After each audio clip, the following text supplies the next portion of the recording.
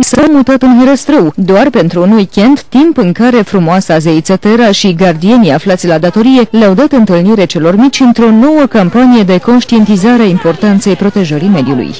Este al doilea eveniment organizat de voluntari gardienii Terei. Bineînțeles, al doilea eveniment la prima a fost și zeița Tera. Acum am venit să anunțăm pe copii și pe părinții din Herăstrău, care vin în Herăstrău, că la toamnă mergem în grădinițe și învățăm să devină gardienii sănătății. După aceea învățăm să devină gardienii mediului, cei care au grijă de sănătatea planetei.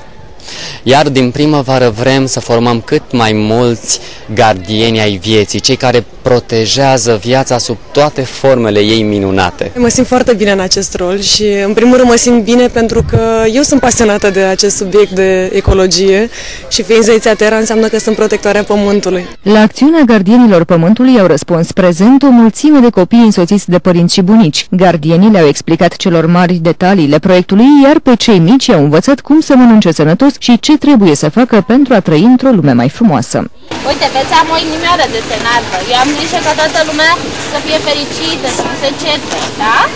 Și tu trebuie să faci la fel, să nu superi pe nimeni.